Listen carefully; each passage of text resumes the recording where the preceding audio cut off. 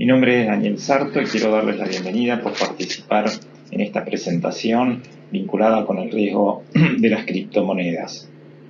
Soy actuario, contador público y profesor en esta casa de estudios de cálculo financiero, administración financiera y derivados. Los contratos inteligentes son códigos de computación, también llamados protocolos, que permiten realizar transacciones u otras operaciones con criptomonedas sin intervención humana. Aquí veremos cuáles son los riesgos que derivan de la utilización de estos contratos inteligentes. Si bien esos contratos inteligentes no requieren la intervención humana para la ejecución de las transacciones o de las operaciones, sí pueden ser modificados los protocolos por sus administradores. Esto origina un riesgo que llamamos de gobernanza. Al mismo tiempo, los contratos inteligentes, al autoejecutar las operaciones, requieren información del mundo externo. La obtención de esa información en forma oportuna y la veracidad de esa información constituyen lo que se denomina el riesgo de oráculo. Hay un problema de escala en cuanto a la capacidad que tienen la cadena de bloques de procesar las operaciones que se realizan con las criptomonedas. Dado que se trata de un proceso descentralizado y con la intervención de muchísimas computadoras, eso estaría colocando un límite a la posibilidad del procesamiento de muchas operaciones. Esto da origen a lo que se denomina el riesgo de escala.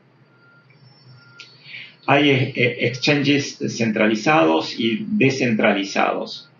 Las bolsas o los exchanges descentralizados operan de distinta manera. Algunos a través de lo que se denominan hacedores de mercado y otros en el sentido tradicional a partir del registro de órdenes que se van recibiendo.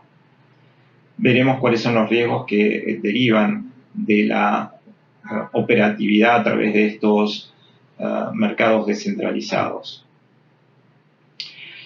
Las criptomonedas en su proceso de registro en la cadena de bloques suelen, cuando están basados en lo que se denomina el proof of work en inglés, requieren la utilización de mucha energía eléctrica.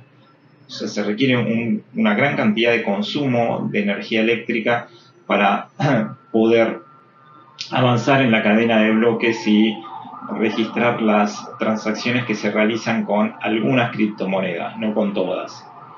A este riesgo lo llamamos riesgo ambiental, a los riesgos que surgen de estas características de las criptomonedas. Las criptomonedas, por otra parte, deben mantenerse en lo que se denomina una billetera virtual o en algún exchange. Esto origina un riesgo de custodia en cuanto a la posibilidad de que un tenedor de criptomonedas no pueda tener acceso a ellas en algún momento del tiempo. Finalmente, el desarrollo de las criptomonedas ha empezado a preocupar a la mayoría de los gobiernos que han puesto el acento entonces en la regulación de estos mercados.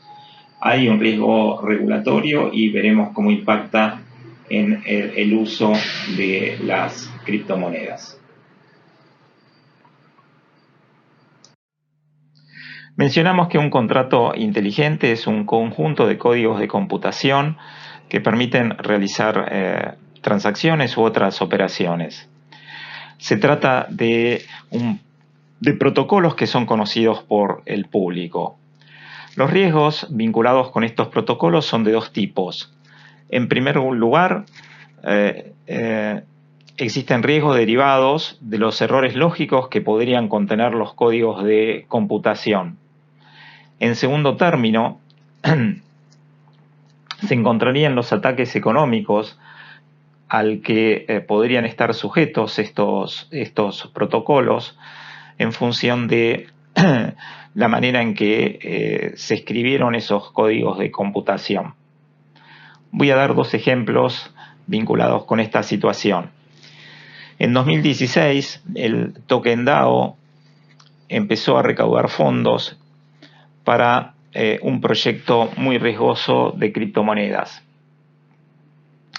Se trataba de Venture Capital y en la escritura de esos códigos hubo un error en el orden de 2 líneas que permitió a delincuentes informáticos o hackers hacer retiros no autorizados del fondo que se estaba formando, logrando prácticamente vaciarlo de su contenido. Un ejemplo de ataque económico podría ser el siguiente. Supongamos que un exchange permite la transacción entre dos criptomonedas y la cotización entre las dos criptomonedas deriva de la información que podría obtenerse de otro exchange que fuese ilíquido y que permitiese que delincuentes económicos manipulasen la cotización de este mercado ilíquido, influyendo a su vez en el exchange líquido, y de esa manera aprovechar la compra de la criptomoneda a precios más bajos que los que realmente deberían haberse comprado.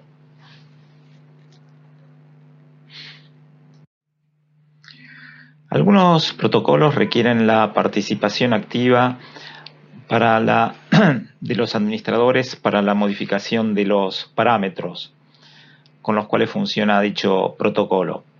Otros no requieren de esa participación humana, como el caso de Uniswap. No es así el caso de MakerDAO. En ese contexto es necesario establecer un mecanismo de representación que permita el cambio del protocolo. Generalmente, ese mecanismo de representación se basa en la adquisición de tokens que brindan derechos para participar en el proceso de cambio del protocolo. Generalmente la oferta de esos tokens es limitada a fin de evitar que alguien compre más del 50% y efectúe un cambio a su favor, efectúe un cambio de su protocolo que lo favorezca en perjuicio del resto. El riesgo de gobernanza, entonces, está en que el protocolo pueda ser cambiado de forma tal de favorecer a un delincuente económico en perjuicio del resto de los usuarios del protocolo.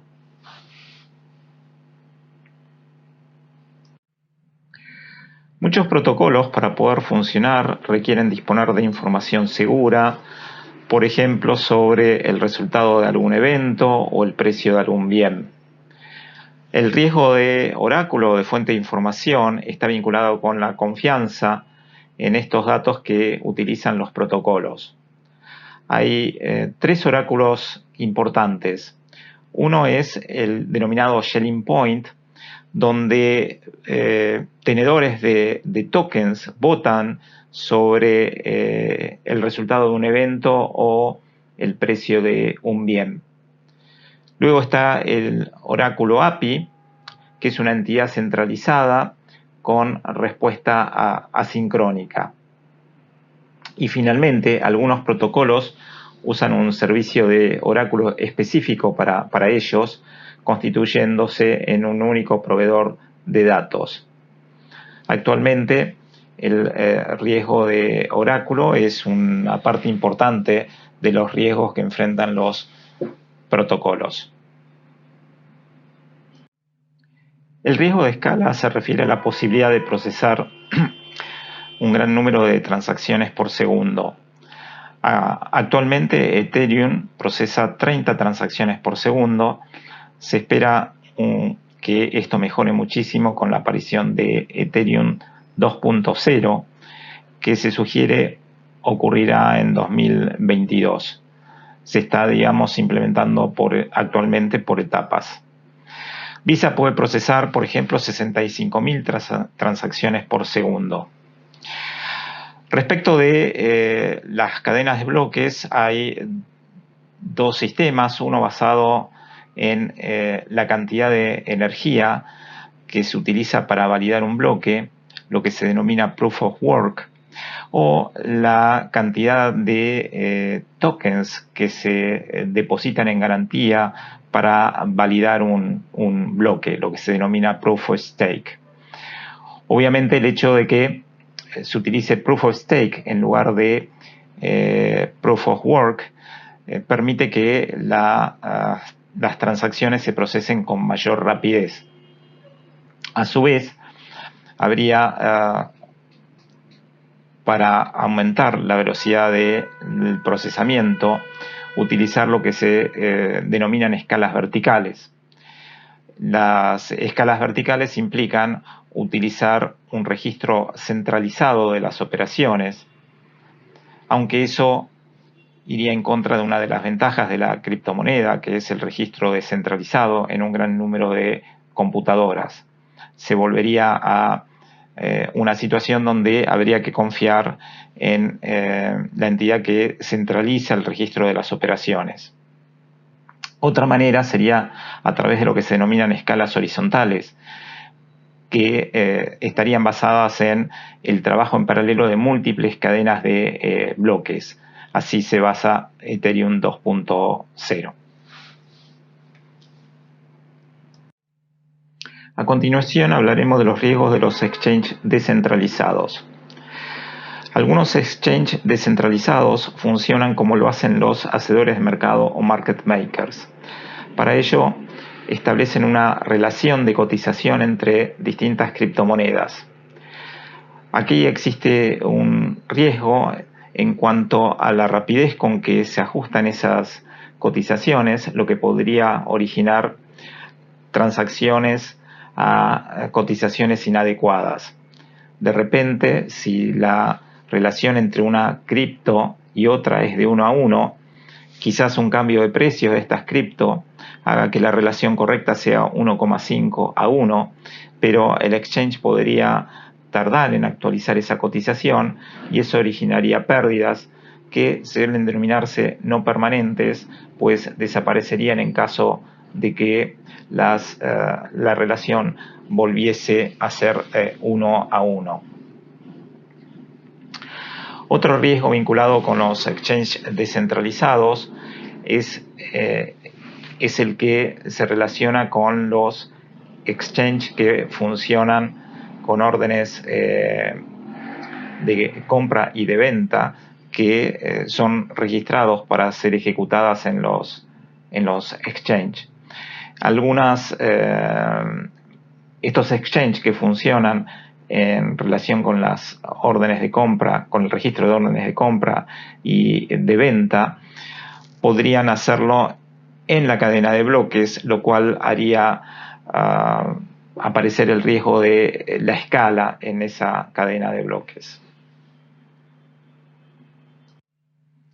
El riesgo de custodia se vincula con la forma de tenencia de las criptomonedas. Habría dos sistemas, uno basado en una billetera que podría ser virtual o física.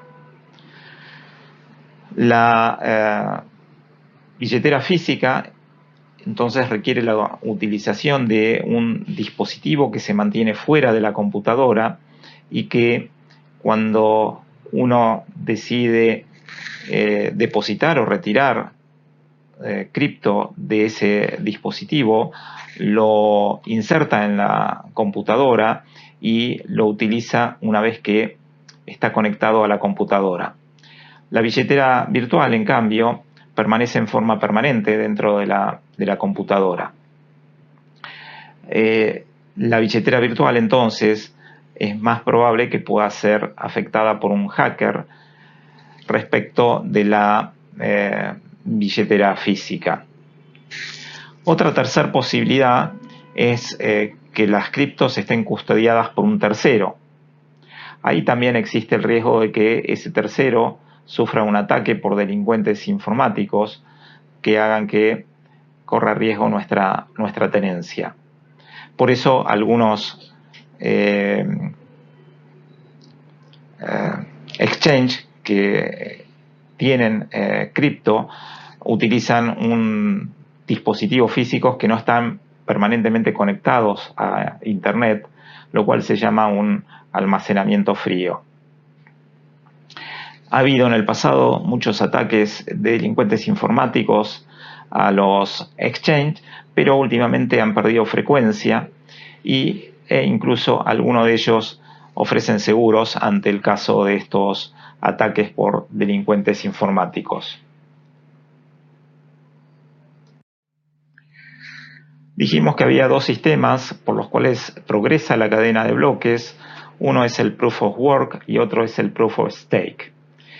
Bitcoin y Ethereum utilizan el Proof of Work y Ethereum tiene previsto pasar a Proof of Stake. La diferencia es la cantidad de energía eléctrica utilizada para procesar las operaciones en el Proof of Work respecto del Proof of Stake. El Proof of Work requiere un gran consumo de energía eléctrica y ello hace surgir el riesgo de que las regulaciones impidan a los mineros trabajar para validar las operaciones en la cadena de bloques.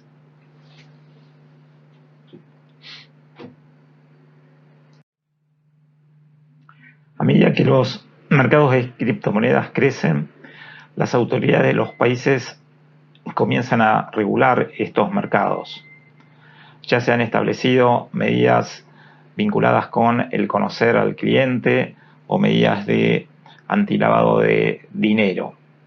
Se trata de regulaciones difíciles de poner en práctica porque muchas veces requerirían la coordinación entre distintos países. Son difíciles también porque no existe una localización clara de los exchanges o de el lugar en el cual se hacen las transacciones. Un ejemplo es el de Basis, que en 2018 tuvo que abortar su proyecto porque las regulaciones se lo impidieron.